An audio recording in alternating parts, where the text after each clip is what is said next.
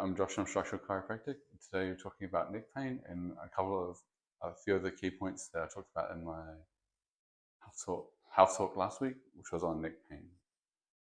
So the first key point was that there's a modern day thing that we keep having called, from people looking at their phones and their screens a lot, it's called tech neck. So an example of this is the other month I came back from the Gold Coast, and when we first landed, the thing I noticed is that before even the seatbelt sign comes on, everybody gets their phone out and looks down at the screen with their forward head position and see what's happening in their lives.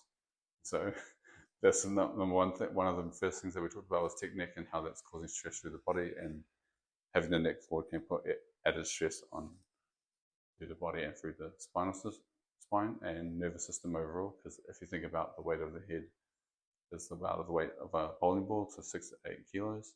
So if it goes any more forward, it's going to put more stress on the body and spine overall. And the second point was the main point is that symptoms are the tip of the iceberg. Like as pain is normally the last thing that you feel.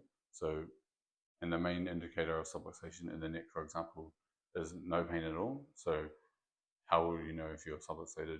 So subluxation is what we look for as chiropractors. So when there's nerve irritation or interference with communication between the brain and the spine, and where it's not working as well as it could be, and at these areas is what we call subluxation. So good.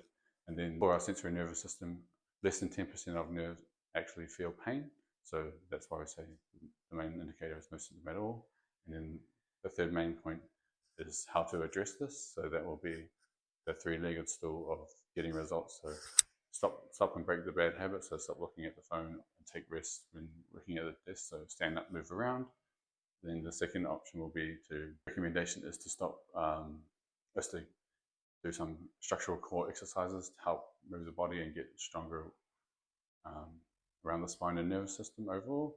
And thirdly is to get checked, because like we said, the main indicator of subluxation is no symptom at all. So how will you know if you have it if you don't get checked? So get checked by a chiropractor.